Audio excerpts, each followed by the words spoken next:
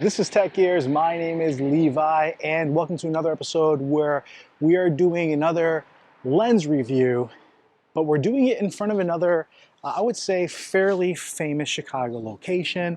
And hopefully you guys can see here behind me, we have the Frank Lloyd Wright house here in Oak Park. So I will take a few photos and videos. You guys can check that out.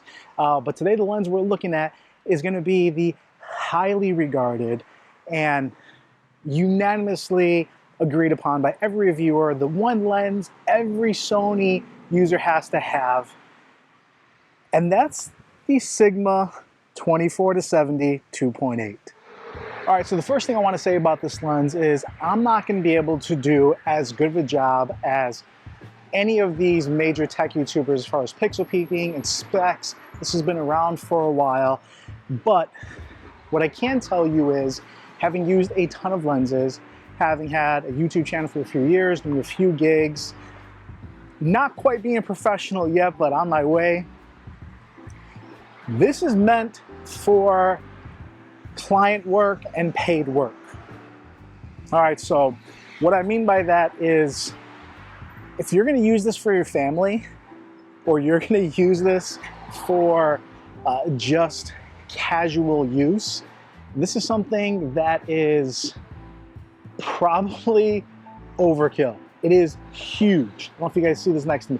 This is a big lens. It's a heavy lens.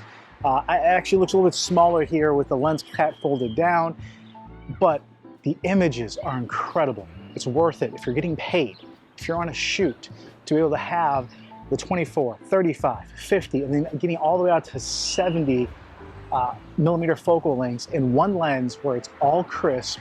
You have a little bit of bokeh, actually quite a bit depending on the shot, where it looks incredible. It's worth it.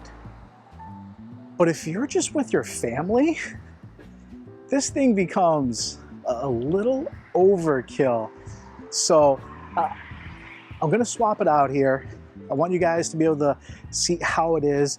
Even at that 24 millimeter focal length, it's wide enough to do some vlogging. At 70 millimeters, especially if you have crop ability like an A7R or A7 III, A7C, you can punch in that 105. I love the lens, but this is something that is, it's tough to recommend when you have something more portable and smaller and pocketable and just easier to use, like the 28-75 Tamron. Like the little brother to this, the 28-70 Sigma that just came out, or even the 24-105 Sony F4, which has been my daily user now, and it's tough going back to this one. So let's see how it looks in the sticks, and you guys tell me how you like it. All right, how does it look? Not too bad, I hope. So this is at 24 2.8. I did keep my 20 mil at 2.8, so this is going to be fairly similar in how it looks. We're going to walk into the Frank Lloyd Wright area here. You guys let me know. I've never been to this place. This is the museum shop, so we'll take you can buy tickets and do complete tours. Hopefully I'm allowed in here. All right, so that is not the way in. You guys can take a look behind me here. So at 24 mil, this is plenty wide. Using this as a vlogging lens looks ridiculous. This thing is huge. But just looking at the images, I would say it's just as clear as my 20 mil. Like and the 20 is super sharp.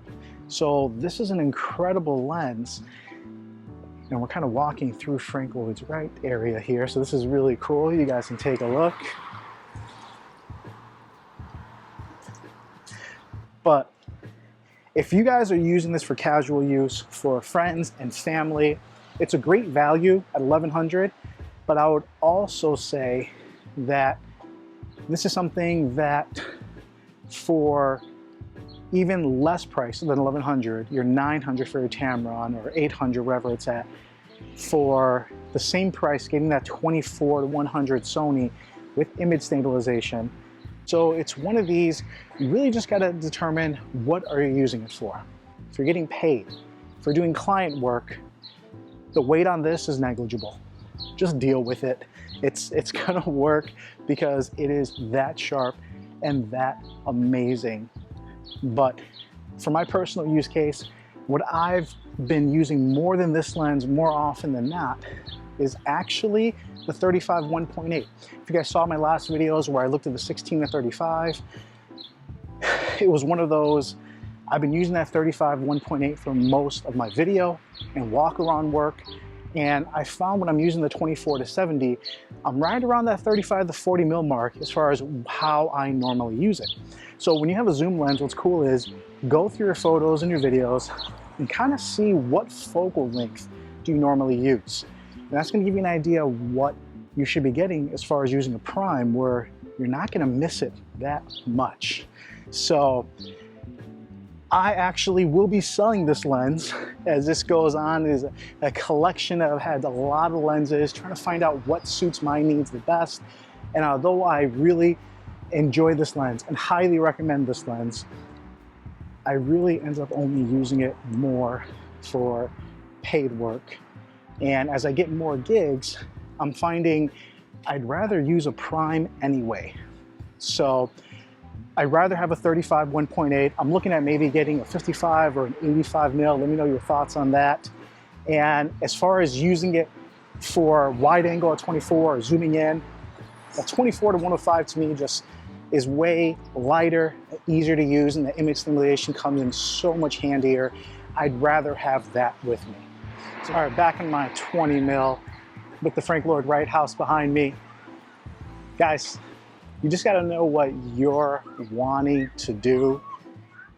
For my use case, when I'm starting to do client work, I really appreciate having prime lenses, and I could totally see myself going back to getting that 24 to 70 in the future, potentially, but enjoying primes, I think getting a little bit better image quality out of a prime, just like right now, being able to use the 1.8 here on the 20 mil, it's one of those I feel comfortable selling, and having a daily walk around 24 to 105, I think just fits my needs a little bit better. So guys, hopefully you found this helpful. Let me know if you have any questions, and if I can help you in any way, that's my goal. Please consider subscribing and giving it a thumbs up. This is Levi with Tech Gears, and have a great day.